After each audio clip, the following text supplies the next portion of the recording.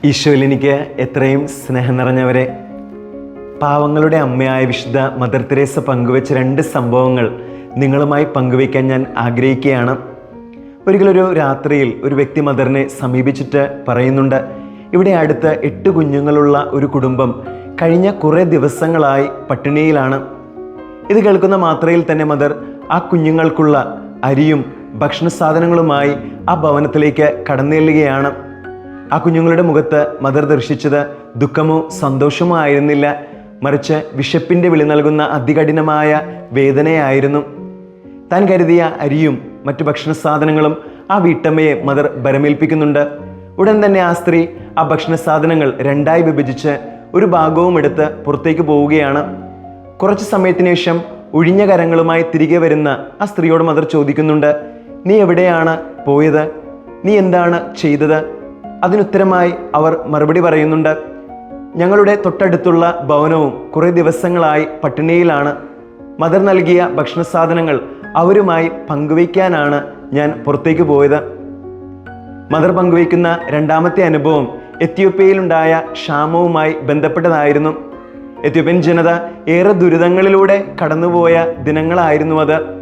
സദാ സേവന സന്നദ്ധരായി മദറും സിസ്റ്റേഴ്സും അവിടെ ഉണ്ടായിരുന്നു. അവിടുത്തെ പ്രവർത്തനങ്ങളൊക്കെ ഏറെക്കുറെ പൂർത്തിയാക്കിയതിനു ശേഷം കൊൽക്കത്തയിലേക്ക് മടങ്ങാൻ മദർ തയ്യാറെടുക്കുമ്പോൾ അവിടെയുള്ള കുരുന്നുകൾ കുറേ സമ്മാനങ്ങളുമായി മദറിനെ സമീപിക്കുന്നുണ്ട്. കൊൽക്കത്തയിലെ കുഞ്ഞുങ്ങൾക്ക് കൊടുക്കാനുള്ള സമ്മാനങ്ങളാണ് അവർ കൊണ്ടുവന്നത്. അതിലൊരു കുഞ്ഞിൻ്റെ സമ്മാനത്തെക്കുറിച്ച് മദർ പ്രത്യേകമായിട്ട് എടുത്തു പറയുന്നുണ്ട്.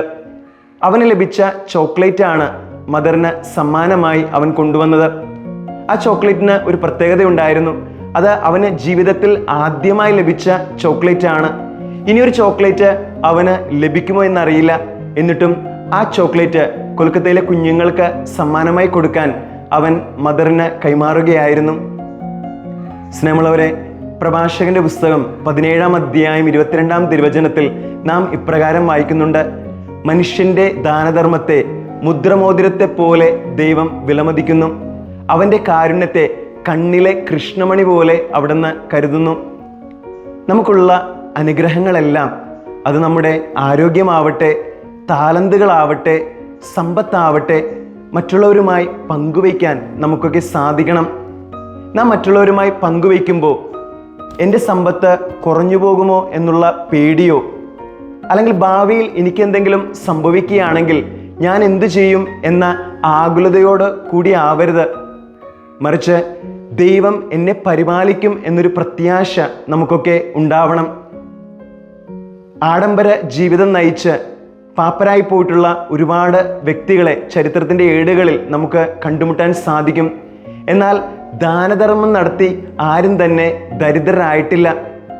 നാം നമ്മുടെ സമൃദ്ധിയിൽ നിന്ന് മറ്റുള്ളവരുമായി പങ്കുവയ്ക്കുമ്പോൾ തീർച്ചയായിട്ടും ദൈവത്തിൻ്റെ പരിപാലന തുടർന്നും നമ്മെ പരിപാലിക്കുമെന്നുള്ള പ്രത്യാശയിൽ ആഴപ്പെടാൻ നമുക്കൊക്കെ സാധിക്കണം. രഹസ്യത്തിൽ എല്ലാം കാണുന്ന പിതാവിനെ സാക്ഷിയാക്കി നിറഞ്ഞ മനസ്സോടുകൂടി നമുക്ക് നമ്മുടെ നന്മകൾ മറ്റുള്ളവരുമായി പങ്കുവയ്ക്കാം. അതിന് നല്ലവനായ ദൈവം നമ്മെ ഓരോരുത്തരെയും അനുഗ്രഹിക്കട്ടെ. ആമേൻ.